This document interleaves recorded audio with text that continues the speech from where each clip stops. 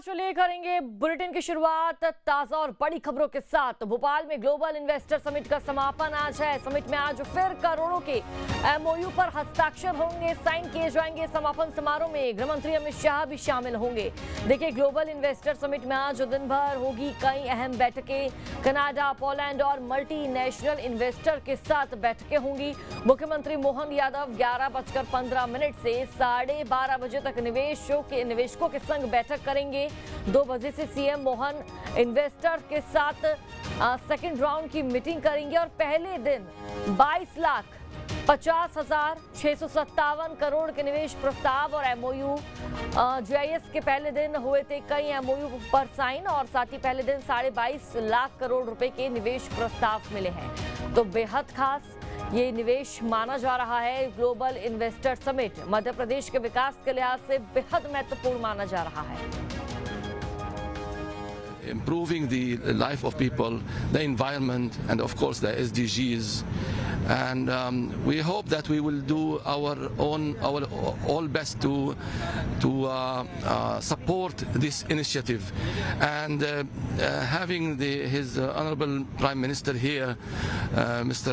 Narendra Modi ji here is just a sign that he supports such initiatives.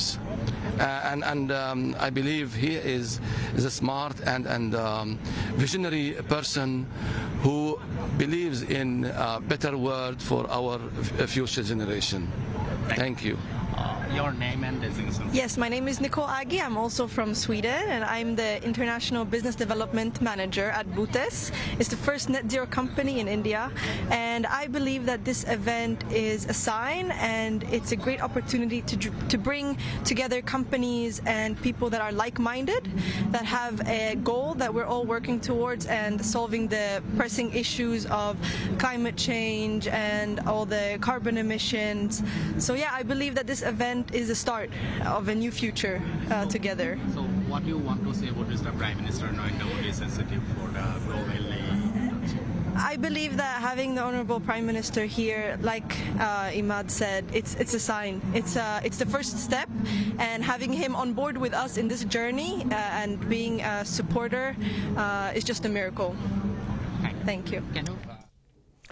और ज्यादा जानकारी साझा करेंगे संवाददाता संदीप भमरकर हमारे साथ लाइव जुड़ चुके हैं। संदीप, कल पहला दिन था और आज दूसरा दिन है, दूसरा यानी कि अंतिम दिन। आज अमित शाह भी शामिल होंगे, लेकिन आज के शेड्यूल की बात करें तो क्या कुछ शेड्यूल रहने वाला है? क्योंकि मुख्यमंत्री डॉक्टर मोहन यादव बैठकों के बाद लगातार बैठकें करेंगे। क्या कुछ पूरा शेड्यूल है, विस्तार से जानकारी दीजिए।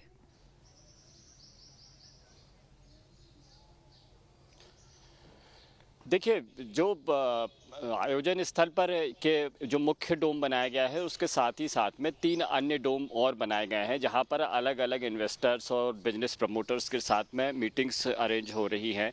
और यहां मध्य प्रदेश सरकार के अधिकारी और राजनेता यानी मिनिस्टर्स, ये सभी लोग बैठकर आपस में चर्चा कर रहे हैं और निवेशकों को बता रहे हैं कि मध्य प्रदेश में क्या संभावना है, और जो वो प्रस्ताव लेकर आए हैं निवेशक, उन प्रस्तावों पर चर्चा की जा रही है और मौके पर ही एमओयूज भी साइन किए जा रहे हैं। बातचीत में प्रपोजल्स देखे जा रहे हैं, किस तरह के प्रपोजल्स हैं, और उनके प्रोजेक्ट पर मध्य प्रदेश सरकार अपनी सुविधा के अनुसार रजामंदी दे रही है। या अगर प्रपोजल मुफीद होता है तो उसको एमओयूज करने में भी सरकार ज़्यादा देर नहीं लगा रही है, यानी तुरंत ही मौके पर टेबल पर चर्चा शुरू होती है और ख़त्म भी तुरंत ही हो जाती है। इसके अलावा अगर कोई ऐसा प्रोजेक्ट नज़र आता है जो भविष्य में काम का है तो उनको तैयारी करके बाकी चीज़ों के लिए कहा जाता है। जैसे ज़मीन कहाँ पर आप तलाश सकते हैं, मध्य प्रदेश सरकार के अधिकारी बताते हैं कि इन जगहों पर आप जाकर पहले मौका मुआयना कर सकते हैं और उसके बाद में फिर मीटिंग्स और अरेंज की जा सकती है। यानी हर तरह की संभावनाएं, किसी भी निवेशक को मध्य प्रदेश में निवेश के लिए अगर कोई दिक्कत आ रही है तो उसको भी मौके पर ही हल किया जा रहा है। तो यानी अलग अलग सेशंस भी इस तरह के होंगे। सबसे अहम बात यह है कि प्रवासी भारतीय सम्मेलन भी इसमें आयोजित होने वाला है, जिसमें मध्य प्रदेश के वो प्रवासी, देश के भी अलग अलग NRIs इसमें शामिल होने वाले हैं जो मध्य प्रदेश में निवेश करना चाहते हैं। उनका बिजनेस विदेशों में तो है, लेकिन मध्य प्रदेश में निवेश की संभावनाओं पर उनके जो बिजनेस प्रपोजल्स हैं उस पर मध्य प्रदेश के गवर्नमेंट के अधिकारी चर्चा करने वाले हैं। इसके अलावा एक समिट MSME की भी होने हैं। इस मध्य प्रदेश में जो स्टार्टअप्स करने वाले युवा हैं, नौजवान हैं, इनके लिए सरकार की योजनाएं और उनके प्रोडक्ट के ब्रांडिंग और मार्केटिंग के लिए भी प्रयास जो मध्य प्रदेश गवर्नमेंट कर रही है, उनसे बातचीत करके उनके स्टार्टअप्स को प्रोत्साहन देने की कोशिश भी की जा रही है। तो बहुत सारे स्टार्टअप्स करने वाले लोग भी यहाँ पर आए हुए हैं और उसमें से ज़्यादातर नौजवान हैं, युवा हैं, जो अपने अपने बिजनेस आइडियाज़ को लेकर जो कुछ शुरू हो चुके हैं और कुछ वो पेपर्स लेकर आए हैं। इन पर चर्चा भी की जानी है। तो एक अहम संभावना है, यानी कोई बिजनेस करना चाह रहा है और उसके दिमाग में अच्छा आइडिया है तो वो मध्य प्रदेश गवर्नमेंट के साथ में साझा करके मध्य प्रदेश गवर्नमेंट उनको प्रमोट करने का काम भी कर रही है। मुख्यमंत्री की अलग बैठकें हैं जिसमें जो MOUs धरातल पर पहुंचने वाले हैं उनसे मुख्यमंत्री की सीधी चर्चा होने वाली है और जो भी निवेशक मुख्यमंत्री से मिलना चाहता है उनसे 2 अलग अलग सेशंस में मुलाकात होगी और ये इन सेशंस में मुख्यमंत्री आखिरी बात करेंगे और बिजनेस प्रपोजल्स को आखिरी रूप देंगे। इसके बाद में MOUs भी होंगे। प्री बिडिंग मीटिंग्स भी यहाँ पर रखी गई हैं।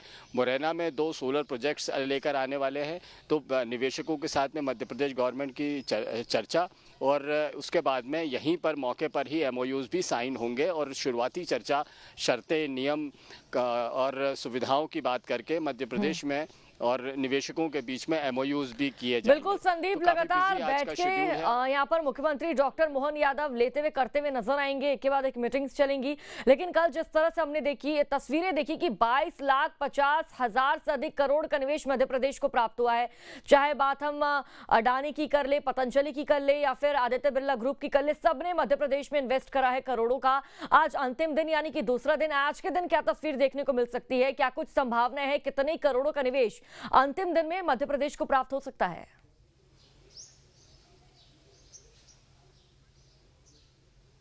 देखिए, हजारों करोड़ का निवेश हो रहा है। बातचीत और प्रस्ताव तो लाखों करोड़ों के आए हैं।